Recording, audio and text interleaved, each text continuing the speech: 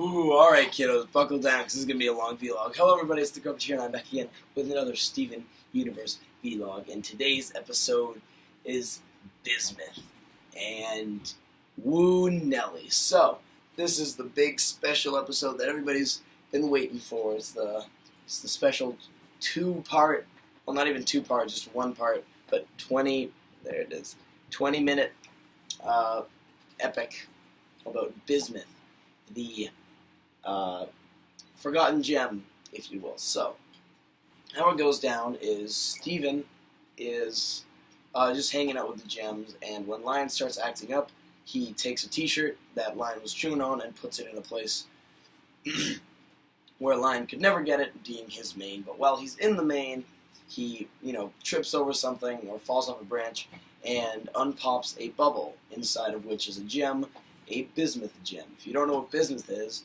it's that stuff in Pepto-Bismol. That's the only thing I know bismuth is used for, so don't expect anything else. Anyway, yeah, I don't know. I know it's in Pepto-Bismol, though. That's where the biz in Pepto-Bismol comes from. So anyway, this gem forms into Bismarck, and Bismarck, or bismuth, I call it Bismarck. What's up with that, bro? I'm out. Anyway, she's a forgotten member of the crystal gems. So they take bismuth out of the lion's mane, and Garnet and Pearl instantly recognize her. So the deal with Bismarck is that she was a member of the rebellion who fought against obviously the homeworld in the Gem War.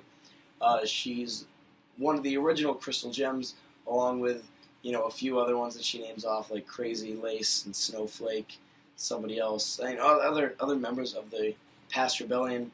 And she's a metal worker, a blacksmith, if you will. She makes, she made all the tools for the rebellion. She made everything from, Garnet's little, spike glove extensions to Rose's sword to, any weapon you see used in the rebellion. She made herself in her cool little lava, house. And so what they do is the crystal gems go to her lava house thing. It had a cool name. I don't remember what it was. But they go to her cool little lava tool-making place, and there's all kinds of awesome weapons. And at first, Amethyst is a little doubting of this bismuth lady. I mean, if she was such an important crystal gem, why did nobody ever mention her? But she's quickly won over when Bismarck makes her these cool little Johnny Sacco balls to, like spike ball thingies. Sort of like, what are the names of those? The balls on a chain. Does that have a name, or is it just balls on a chain? Like the ones Go-Go uses in Kill Bill. Is that even a thing? Do they have a name for that? I don't know. Anyway, so, yeah, everybody gets their own weapon. Everybody loves this Bismarck lady. And Steven's a little half-sure on her. But when all the gems are, like training out their weapons and stuff and fighting on Bismarck, Steven's, again, a little hesitant to battle her. So later in the night, Steven and Bismarck are talking, and Steven tells her, that he wishes he was the hero that, or he was what Rose Quartz was. Now, the thing being that obviously Bismuth was alive when Rose Quartz was around. She made weapons for Rose. She was Rose's partner. She was part of the rebellion. Obviously, she knew who Rose was. And there are parts where she can't really comprehend that Rose gave up her life to create Steven and all that kind of fun stuff. And, excuse me. Jeez Louise. I've done like 8 vlogs today, and I'm dead.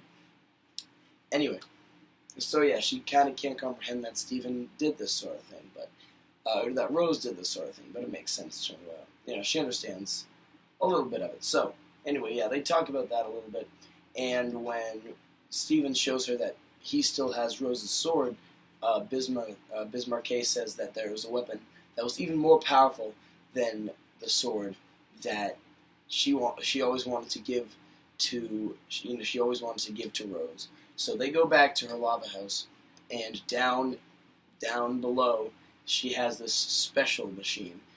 It was called the what was it called? Was it called the Big Finish? Maybe that's what it was called. Crap. I don't remember what it's called.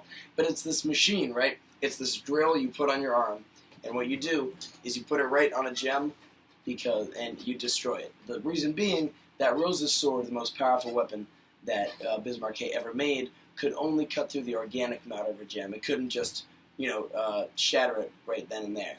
Oh my goodness. Excuse me, that's two.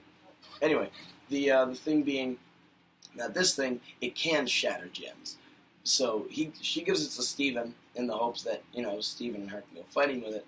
However, Steven sees this, he sees the danger of it. He sees that if he does this, he's no better off than, the opponents, the bad guys, who do the exact same thing. They destroy the gems. Now, Bismarck, she's not taking any of that. That's exactly what Rose said to her, apparently. So she still thinks that Rose is in there, and she's just pretending to be this little boy. So she gets mad.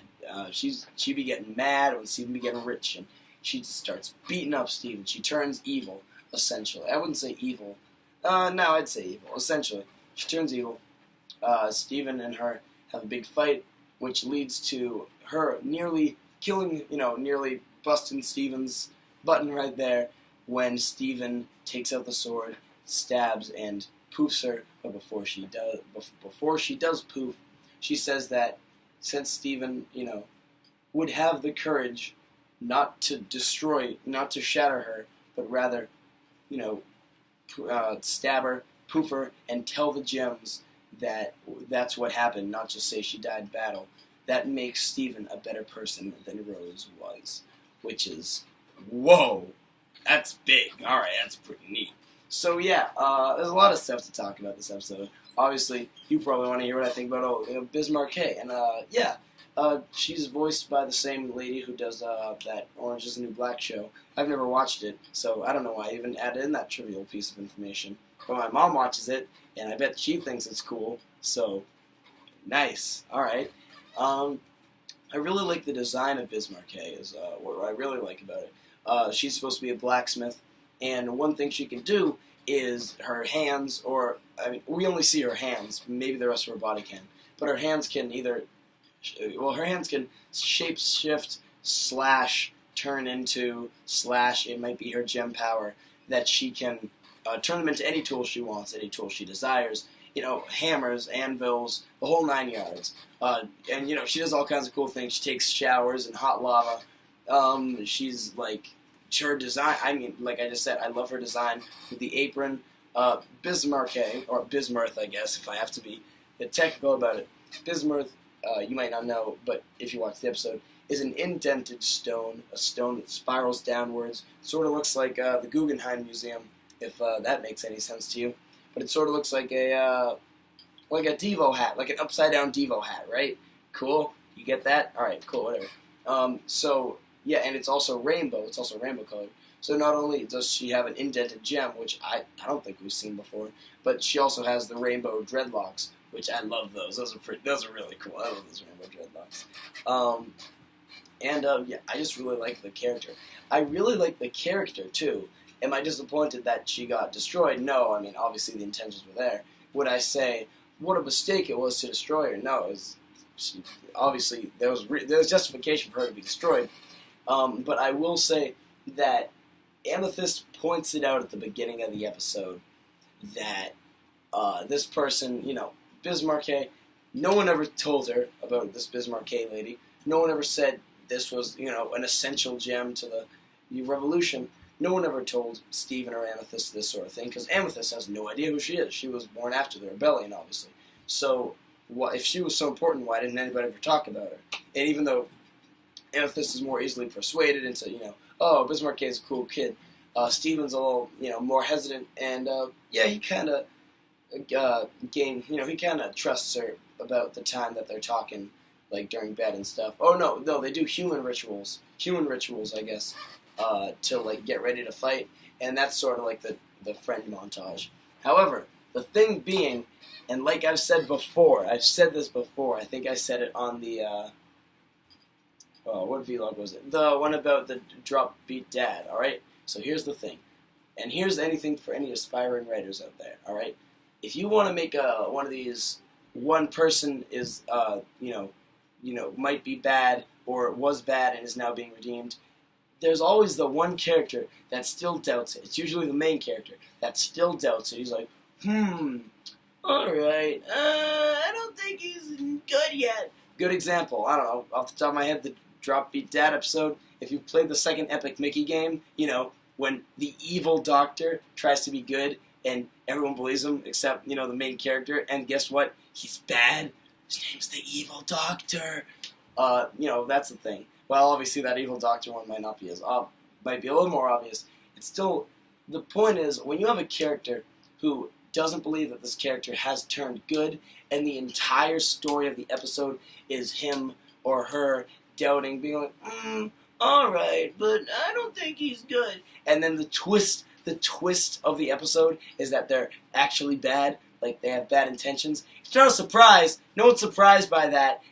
If you watch the entire episode, the main character, the one that everybody should be able to, relate to and trust the most, if he spends the entire episode, or he or she spends the entire episode doubting this person, obviously, then the audience is going to doubt them too. Now, while that was a big problem in Drop Beat Dad and a lot of other TV shows, good and bad, movies too, video games, whatever, good or bad, those episodes happen a lot. The thing with this one that I really like is that Steven is a little hesitant at first. He doesn't straight up say, he's not even the one that introduces the idea of, could she be evil? Because nobody's ever told me about it before. That's Amethyst that introduces it and is then overcome. Steven, I think the most he says is like, I guess that's a little weird, but whatever. Like, something like that. Now, Steven was not even exactly won over. He was never lost in the first place. But Steven, warms up to Bismarck, and they eventually become better friends. I like that they didn't spend the entire episode. Steven was just skeptical about the entire thing, but that does not mean that it was completely exempt from the audience's mind that this person could possibly be evil. It wasn't exactly a complete twist when it turned out that Bismarck had more evil intents, but it wasn't exactly something that I saw coming from a mile away. It was a little. They did the best of both worlds sort of thing. And I think this is a good example of how to make a turns bad episode where the audience can't exactly predict it right off the bat. Now, with that said, with this episode, by the beginning of the episode, Bismarck is reformed.